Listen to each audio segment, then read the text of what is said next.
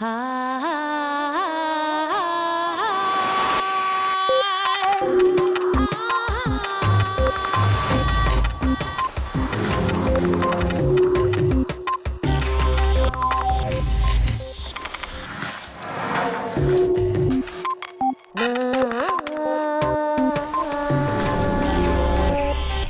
regeneración cerebral es complicada. Las células no solo tienen que sobrevivir, también deben conectarse con el resto del cerebro. Sebastián Seung. El neurocientífico Sebastián Seung afronta un reto titánico: desentrañar el patrón de conexiones que hay entre los 100.000 millones de neuronas de nuestro cerebro. Es el llamado conectoma humano, y en él podrían residir aspectos de nuestra mente que todavía no logramos comprender, tales como el lugar donde residen los recuerdos.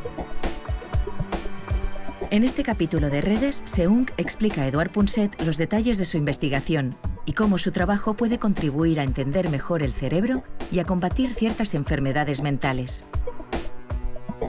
Y en la mirada de Elsa, veremos cómo podemos aprovechar la enorme capacidad plástica de nuestro cerebro para cambiar nuestros comportamientos más rígidos y rutinarios.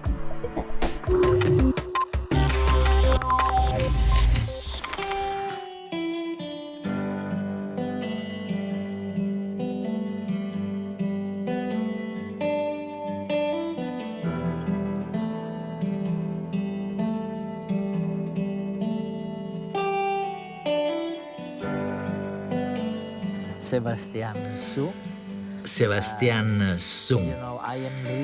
Siento muchísimo invadir así el trabajo tan preciso que venís haciendo desde hace tanto tiempo, más de 200 o 300 años, para cartografiar el cerebro. Me recuerda a Sidney Brenner, que estuvo en tu lugar hace muchos años, más de 10 creo, cuando estaba sumido en su proyecto con el gusano llamado Caenorhabditis elegans y pretendía trazar el mapa de su cerebro. Recuerdo que una vez me dijo: esto apenas es nada comparado con el cerebro humano. No son más que unas 300 neuronas, Sí. creo que me dijo, y tal vez unas 7.000 conexiones entre esas neuronas. ¿Cuál es la diferencia entre lo que él hacía entonces, hace 10 años, y lo que estáis preparando para los próximos 100 años con los seres humanos? Ante todo, Eduardo, muchas gracias por venir. Es un placer tenerte aquí. Verás, hay tantísimas neuronas en el cerebro humano que la tarea de cartografiarlas es demasiado difícil. Por eso, Sidney Brenner, el científico inglés, se planteó lo siguiente en la década de 1960. ¿Por qué no utilizar un animal pequeño con un sistema nervioso chiquitín? Tal vez de ese modo se podría cartografiar todo el cerebro, encontrar el diagrama de conexiones del sistema nervioso del gusano. Se convirtió en una especie de leyenda o mito en el campo de la neurociencia. Eso es. En la ciencia, aunque estemos ante una disciplina muy seria, centrada en los hechos y en la verdad, también tenemos nuestros héroes y mitos. Él dirigió un grupo que se pasó más de 12 años, más de una docena de años, cartografiando el sistema nervioso de un gusano diminuto, cortándolo en 20.000 rebanadas como si fuera salami para estudiarlo, para ver las secciones con microscopios extremadamente potentes y poco a poco ir trazando las vías que conectan todas las ramificaciones de las neuronas a través de las diferentes piezas y creando un diagrama. Eso ya fue una hazaña colosal, pero imagina ahora 1 milímetro cúbico de mi cerebro o el tuyo. Contiene 100.000 neuronas. 100.000. Y 1.000 millones de conexiones. Si a Sidney Brenner le costó más de 12 años cartografiar el cerebro de un gusano diminuto, ¿cuánto tardará la humanidad en cartografiar un solo milímetro cúbico de cerebro humano, por no hablar del cerebro entero? Ese es el gran reto. Me acuerdo de Santiago Ramón y Cajal, que también has mencionado. Corrígeme si me equivoco. Copió la tinción de Golgi. Sí, es correcto. Eso he oído.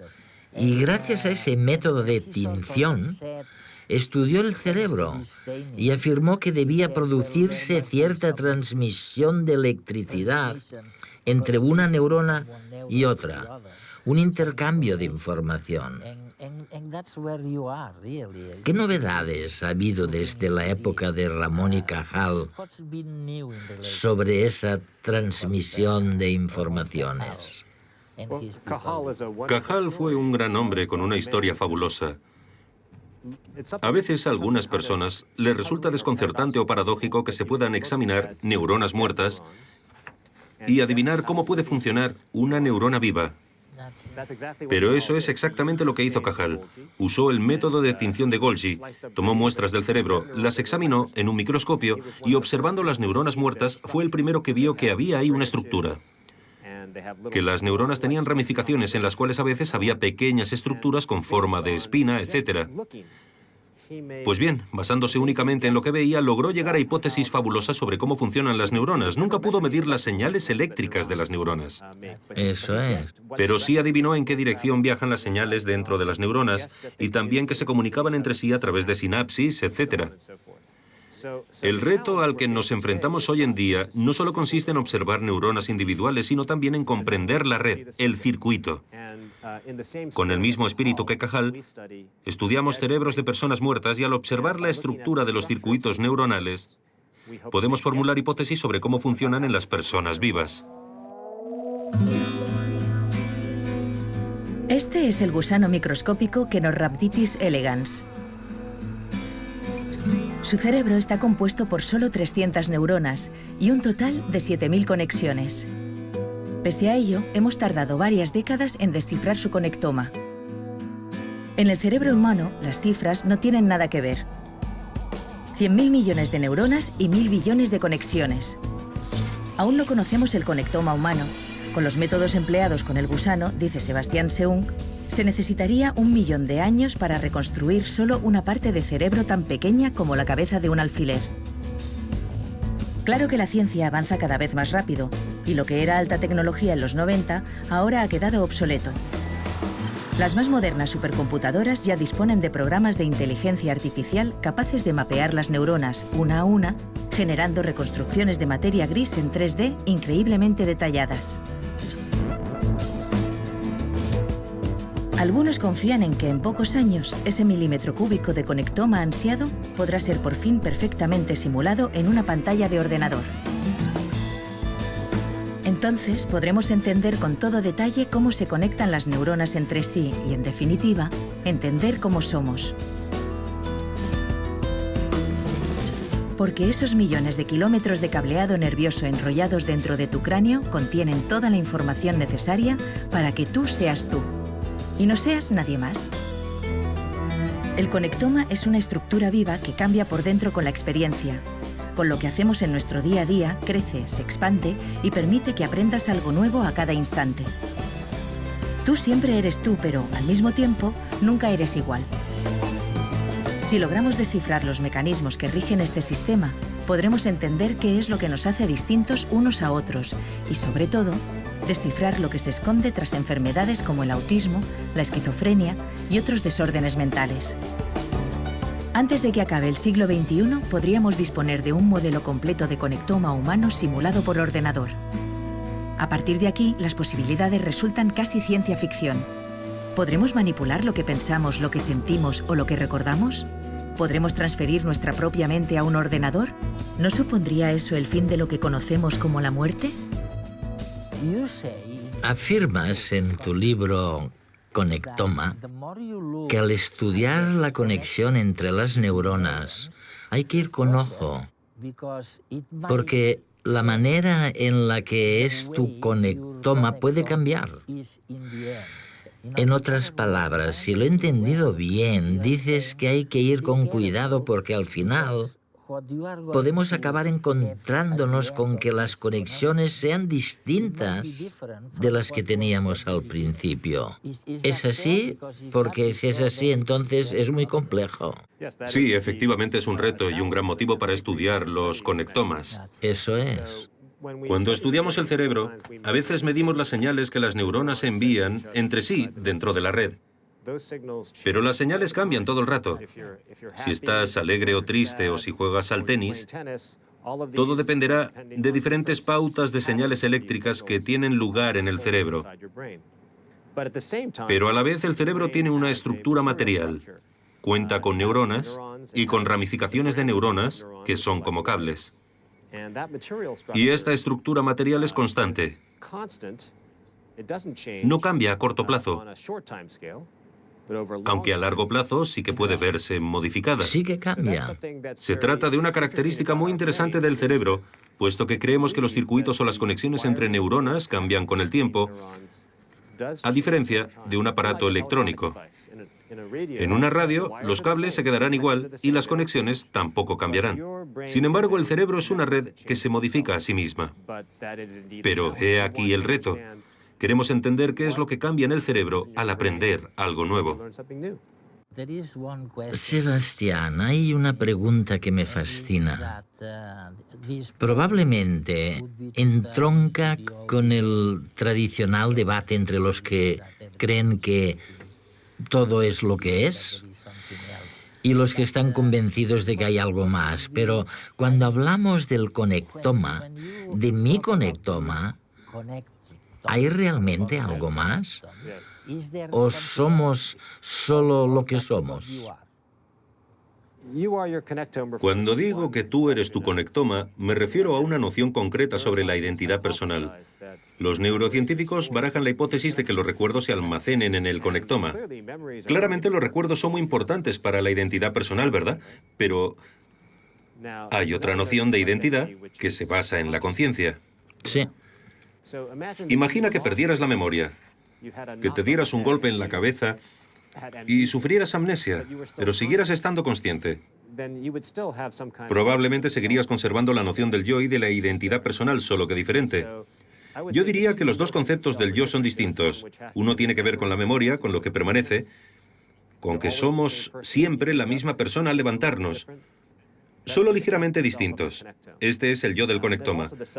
Luego está el yo que cambia todo el rato, que tiene que ver con la conciencia. Ese no es el yo del que hablamos con el conectoma.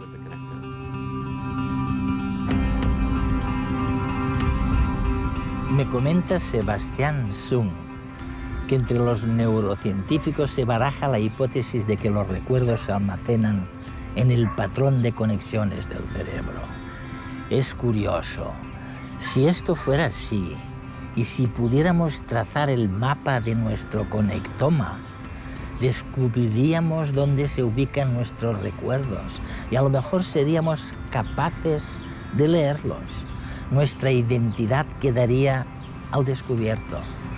Pero es más, no resultaría imposible descargar en un ordenador toda esta información para simular luego la mente de uno mismo. Por el momento, aún estamos lejos, muy lejos de alcanzar este hito. Los muchos años que invirtió Sidney Brenner en entender las conexiones del insignificante cerebro del gusano elegans son una muestra del largo camino que tenemos por delante. Pero el camino ya está bastante trazado. ¿Y cuánto tiempo crees que os ocupará diseñar la cartografía del conectoma o del cerebro humano? Del conectoma, sí. Sí, ¿cuánto tardaréis? Si lo comparamos con lo que tardó Sidney Brenner para estudiar el C. elegans. ¿Varias veces más? ¿5 más? Mucho más. Recuerda que incluso 1 milímetro cúbico tiene 100.000 neuronas y 1.000 millones de conexiones, mientras que el gusano solo tenía 7.000. Y el cerebro humano tiene 1 millón de milímetros cúbicos. Sí. Por tanto, se trata de una brecha enorme y todo depende realmente de lo lejos que lleguemos con la tecnología de la información. Es un problema, ya que la manera que tenemos de descubrir el conectoma es tomando imágenes a muy alta resolución, analizándolas y localizando las neuronas, las conexiones. Pero hay tantas imágenes que nos sobrepasan. Cajal observó las neuronas a simple vista, pero nosotros contamos con tantísimas imágenes que necesitamos la ayuda de los ordenadores. Es la única manera de descubrir el conectoma humano completo, y los avances futuros dependen claramente de los ordenadores y de la inteligencia artificial. Quiero recalcar que no es necesario descubrir el conectoma humano completo para aprender muchísimo sobre cómo funciona el cerebro. Aunque solo logremos cartografiar un número pequeño de conexiones, de pequeños circuitos, y solo lo hagamos con un pedacito del cerebro del ratón o un pedacito del cerebro humano, eso nos permitirá aprender muchísimas cosas sobre cómo funciona todo. Podremos intentar analizar recuerdos y también averiguar algunas de las causas de los trastornos mentales. Es verdad, sin duda. ¿Sabes? Esto me recuerda que también he hablado con algunos científicos que han dedicado años de su vida y de su investigación a intentar descubrir qué fue realmente lo que nos permitió pasar de organismos sencillos, como decirlo, organismos unicelulares, a organismos complejos, pluricelulares, como nosotros. No se ha encontrado un descubrimiento biológico sustancial que explique el salto de uno a otro. ¿Pasa algo parecido con el cerebro? Mira, aquí hay dos cosas que quisiera comentar. Por un lado, a veces mis amigos me preguntan ¿por qué hay tanto interés en la neurociencia? Yo diría que es porque la neurociencia aúna las dos motivaciones que llevan a la gente a estudiar ciencia. La primera es la curiosidad.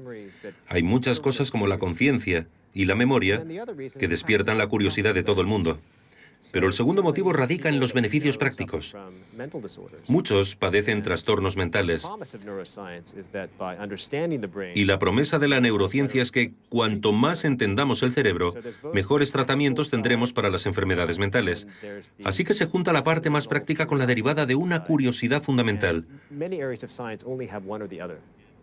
Muchos campos científicos ofrecen solo una de las dos cosas, pero la neurociencia las cubre ambas. Dicho esto, ¿lo lograremos? Bueno, de nuevo tengo dos cosas que decir aquí. La primera es que el público general a menudo sobreestima lo lejos a lo que han llegado los neurocientíficos. Cuando me preguntan cómo funciona el cerebro y les digo, sabemos esto y aquello, muchas veces se sienten desencantados. Lo veo en sus ojos. ¿Cómo es posible que este tipo sea profesor de neurociencia si es incapaz de responder ni a una pregunta? A menudo se decepcionan porque sabemos mucho menos de lo que cree la gente. Es lo primero que quería decir, aunque suene un poco pesimista.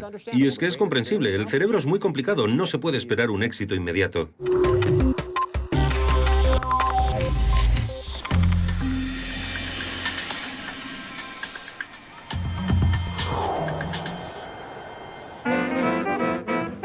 Dice el neurocientífico Sebastian Segun que en una radio los cables se quedarán igual y las conexiones tampoco cambiarán a lo largo de su vida útil.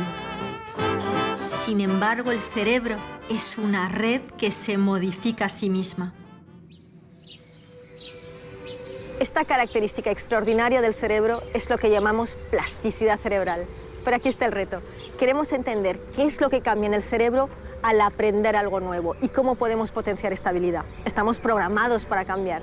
Sin embargo, no siempre lo hacemos y solemos elegir comportamientos rígidos y rutinarios. ¿Por qué? Es por la paradoja de la plasticidad. Vamos a verlo. Imagina que tu cerebro es una montaña. Hay elementos de esa montaña que te vienen dados, como la pendiente, las rocas, la consistencia de la nieve. Esos serían nuestros genes y nacemos con ellos. Ahora imagina que coges un trineo y bajas por esa montaña. La primera vez que lo hagas, elegirás el camino más fácil en función de las características de la cima y de cómo conduces tu trineo. Si bajas muchas veces, crearás algunos senderos y a partir de entonces te costará salir de ellos. Por tanto, necesitas hacer un esfuerzo deliberado para crear nuevos caminos. Esta es la forma en la que funciona nuestro cerebro. Fomentamos comportamientos rígidos y automáticos y cuando no usamos determinadas funciones cerebrales, estas empiezan a degradarse.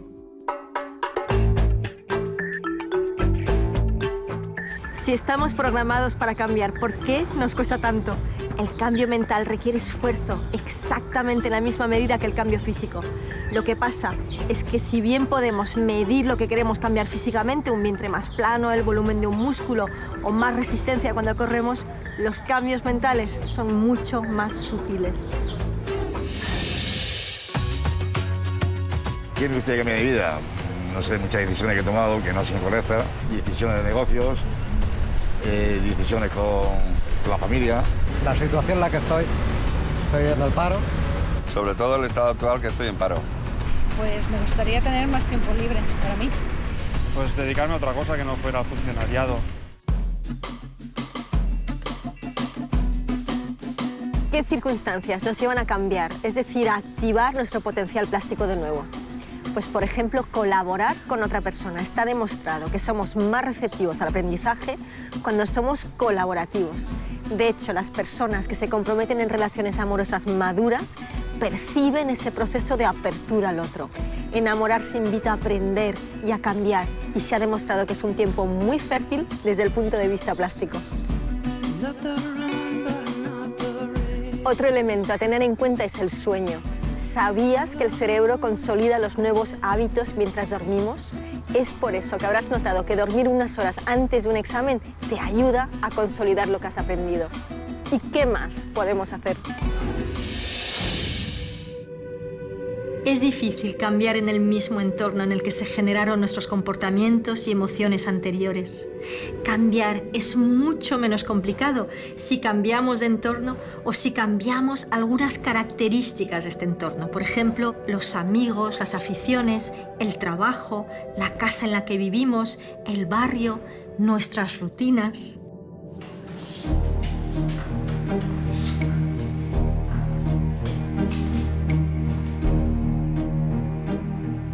Tenía una vida normal, trabajaba en una entidad bancaria, tenía una casa, una hipoteca, iba al gimnasio, salía los fines de semana y poco a poco me di cuenta pues, de que no era feliz con mi vida.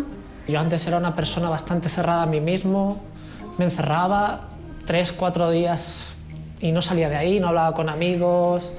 Intentaba pensar yo solo, intentar salir yo solo de ahí, y no había manera, había veces que era muy duro, la verdad. Llegó un momento en que trabajaba casi 10 horas al día, por las noches me despertaba a las 4 de la mañana con sobresaltos porque se me había olvidado hacer algo, e incluso taquicardias, tuve un par de ataques de ansiedad y eso fue lo que me hizo cambiar el chip, ver que eso no era vida, no era salud, que lo estaba perdiendo todo, mi pareja, mi vida social. Mi cambio de actitud vino a causa de un desahucio, parte de mi casa, del negocio familiar que teníamos. Este golpe, el desahucio, me provocó que tuviera que cambiar de ciudad, cambiar de aires, cambiar de actitud. Si quiero algo, salgo y lo busco. Soy mucho más abierto de mente que entonces. Yo cambié el estrés de trabajar en un banco y el no dormir por el poder hacer lo que más me gusta en este mundo, que es el kitesurf. Bueno, mi cambio se dio en 1999, soy de Ecuador y tenía apenas 18 años y decidí venir aquí con mi madre. Fue todo tan precipitado, la verdad es que la decisión fue más bien forzosa debido a la situación económica que atravesaba el país. Al principio fue todo muy extraño, acogerse a una cultura diferente cuesta mucho, porque también al principio, al ser un sin papeles, estás como más limitado, no entiendes por qué estás en esa situación. Bueno, mis experiencias de trabajo al principio fueron de hacer de trabajos de limpieza en casas y algo que jamás me hubiese imaginado en mi país que lo iba a hacer, lo tuve que hacer aquí, pero me tuve que acoplar a ello, no me avergüenzo ni mucho menos, o sea, es un trabajo que a mí me ha servido de experiencia. Me ha hecho valorar cosas de mi vida y también gracias a ello pude ayudar a mi familia. Y las experiencias que he ido obteniendo a lo largo de la vida pues me han ayudado mucho a ser una persona independiente y a sentirme fuerte en aquellos momentos que quizás estés de bajón. Ya me siento totalmente integrada aquí. Mi vida dio un vuelco radical a finales del año 91, cuando a mi madre se le diagnosticó la enfermedad de Huntington. La enfermedad de Huntington es una enfermedad neurodegenerativa, hereditaria en un 50% de los casos, con lo cual el mundo se vino abajo. Yo por aquel entonces tenía 17 años, mi padre cayó en una profunda depresión, fruto de que también perdió el trabajo, se le juntó con esto, con lo cual tuve que hacer de tripas corazón.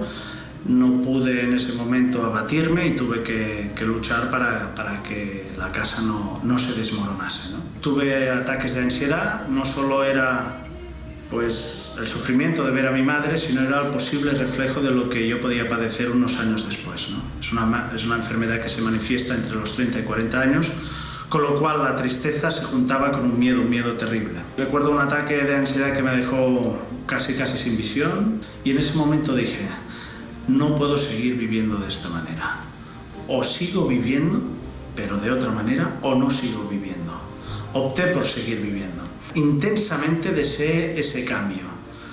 Y no es que fuera un cuento de hadas, pero sí que abrí los ojos, ¿no? Es decir, cuando tú deseas algo con intensidad, estás mucho más receptivo y parece que las cosas vayan sucediendo. Tenía yo que asistir a mi madre, tenía que cambiarle el pañal, tenía que hacer muchas cosas que eran terriblemente desagradables.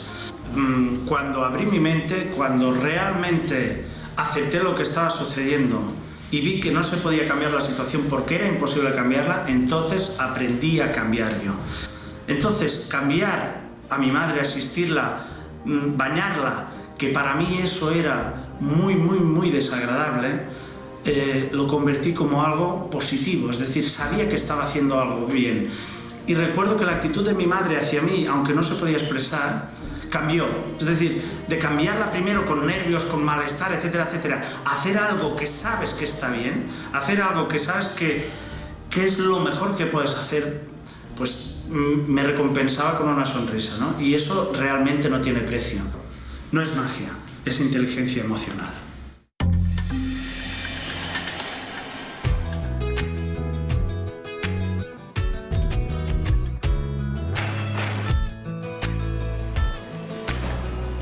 Tengo una pregunta. ¿Todos los animales tienen cerebro?